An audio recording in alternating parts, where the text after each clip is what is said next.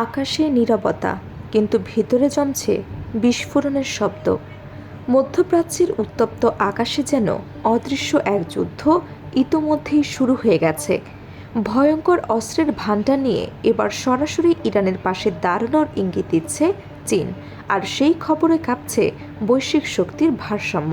ছড়িয়ে পড়ছে নতুন আতঙ্ক আমেরিকায়। যুদ্ধবিরতির আড়ালে চলছে গোপন প্রস্তুতি। কূটনৈতিক আড়ালে বাড়ছে সামরিক জোট।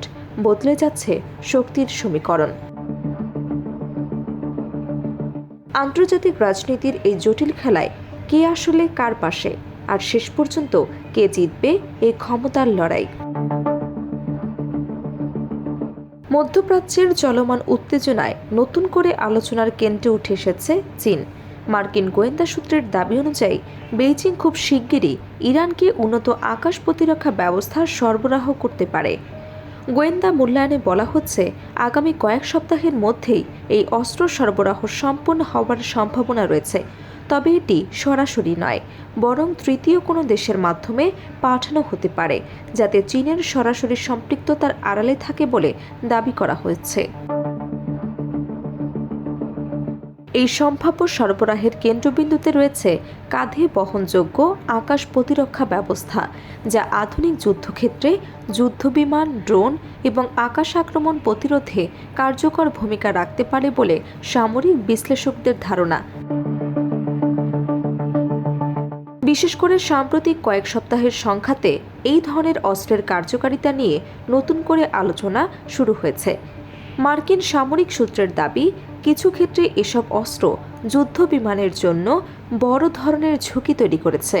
এমনকি মার্কিন প্রেসিডেন্ট ডোনাল্ড ট্রাম্প একসময় ইঙ্গিত দিয়েছিলেন, ইরানের আকাশ প্রতিরক্ষার সক্ষমতা আগের তুলনায় অনেক শক্তিশালী হয়ে উঠেছে। তবে যুদ্ধবিরতির মাঝেই এই ধরনের সম্ভাব্য অস্ত্র সরবরাহকে উস্কানিমূলক হিসেবে দেখছে হোয়াইট হাউস।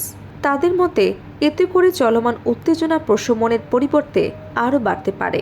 অন্যদিকে চীন আনুষ্ঠানিকভাবে সব অভিযোগ অস্বীকার করেছে। বেজিংয়ের পক্ষ থেকে জানানো হয়েছে, তারা কোনো সংখ্যাতে সরাসরি পক্ষকে অস্ত্র সরবরাহ করে না, বরং তাদের মূল লক্ষ্য হল যুদ্ধবিরতি বজায় রাখা এবং কূটনৈতিক সমাধানে সহায়তা করা। তবে মার্কিন গোয়েন্দা বিশ্লেষণে দাবি করা হচ্ছে, ইরান যুদ্ধবিরতির সময়কে ব্যবহার করছে নিজেদের সামরিক শক্তি পুনর্গঠনের সুযোগ হিসেবে। চীনের সঙ্গে ইরানের দীর্ঘদিনের অর্থনৈতিক এবং জ্বালানি সম্পর্ক রয়েছে। এই সম্পর্কের ভিত্তিতেই সামরিক সহযোগিতার একটি পরোক্ষ নেটওয়ার্ক তৈরি হতে পারে বলে ধারণা করা হচ্ছে। একই সঙ্গে গোয়েন্দা সূত্রে আরও দাবি করা হয়েছে, রাশিয়াও পর্দার আড়াল থেকে ইরানকে সহায়তা করছে, বিশেষ করে গোয়েন্দা তথ্য ও কৌশলগত পরামর্শের মাধ্যমে, যা মার্কিন স্থাপনাগুলোর বিরুদ্ধে ব্যবহৃত হতে পারে বলে অভিযোগ উঠেছে। CNN এর এক প্রতিবেদনে বলা হয়েছে, এই ত্রিপক্ষীয় পরোক্ষ সহযোগিতা মধ্যপ্রাচ্যের শক্তির ভারসাম্যে বড় ধরনের পরিবর্তন আনতে পারে। এদিকে আন্তর্জাতিক কূটনৈতিক মহলে নতুন করে উদ্বেগ তৈরি হয়েছে। বিশেষজ্ঞদের মতে, যদি এই ধরনের সামরিক সহায়তা সত্যি হয়ে থাকে, তাহলে তা শুধু আঞ্চলিক নয়, বরং বৈশ্বিক নিরাপত্তার জন্য হুমকি হতে পারে। অন্যদিকে যুক্তরাষ্ট্র এবং তার মিত্ররা পরিস্থিতি গভীরভাবে পর্যবেক্ষণ করছে। চলমান উত্তেজনা নিয়ন্ত্রণে রাখতে নতুন কৌশলগত সিদ্ধান্ত নেওয়ার প্রস্তুতিও চলছে জানা গেছে। সব মিলিয়ে পরিস্থিতি এখন অত্যন্ত সংবেদনশীল পর্যায়ে রয়েছে। একদিকে চলছে যুদ্ধবিরতির আলোচনা, অন্যদিকে বাড়ছে পর্দার আড়ালের সামরিক সমীকরণ।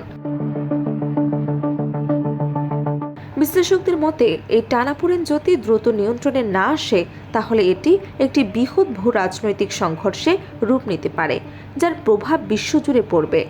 শেষ পর্যন্ত প্রশ্ন একটাই, এই শক্তির লড়াই কি কূটনীতিকে থামাবে, নাকি বিশ্বকে ঠেলে দেবে আরও ভয়াবহ অনিশ্চয়তার দিকে?